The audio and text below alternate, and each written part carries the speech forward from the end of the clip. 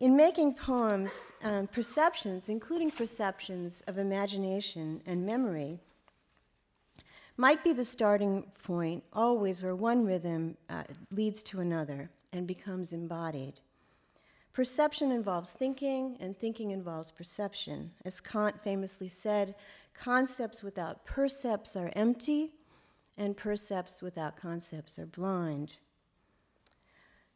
When you say that at Harvard, I expect some bells to ring or something. That didn't happen.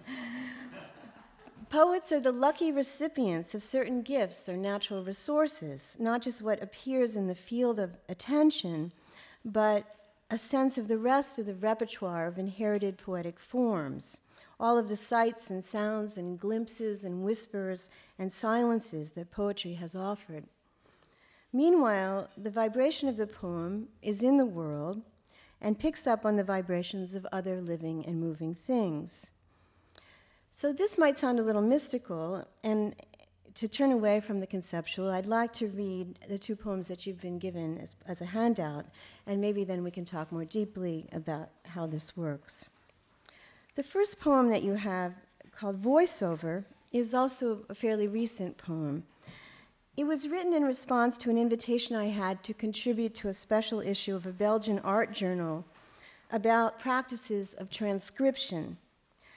Now, I don't want to hurt the feelings of the engineer and photographer, but I don't hold to transcription as a means of writing poetry. And in fact, I'm often opposed in general to transcribing and recording things, for I find we can be so busy proleptically planning to remember our lives that we forget to live them.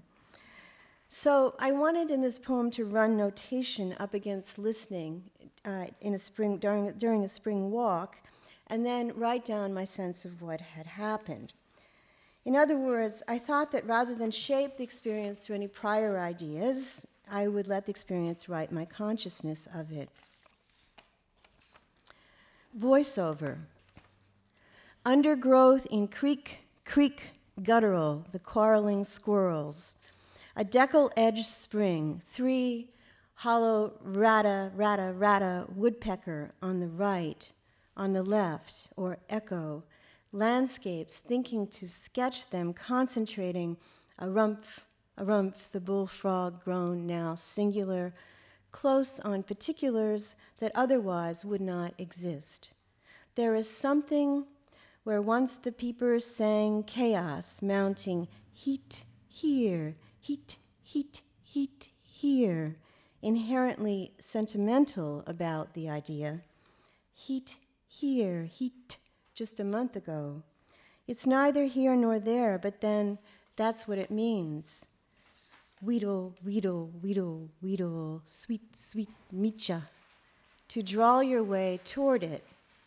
Silent pair of finches just ahead, vanished gold. The basin-deep skunk cabbage, leaves brimful of yesterday's rain.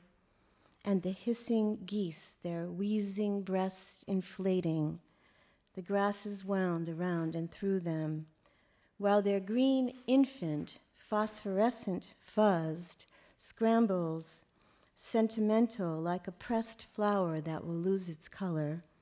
Across the path, the smaller the being, the more pronounced, the plastic debris inert, the silence.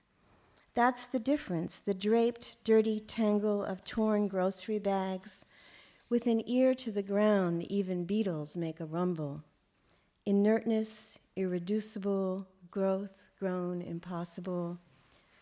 Nattering, tattered, spare, narrating sparrows, the never of it.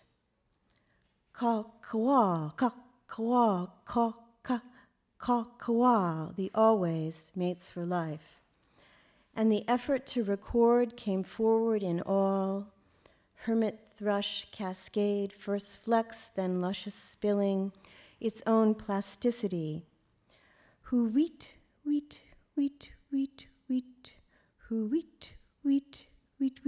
wheat. The lifelike plastic, taxidermic, pure arsenic. Cheer, cheer, cheer, cheer, cheer.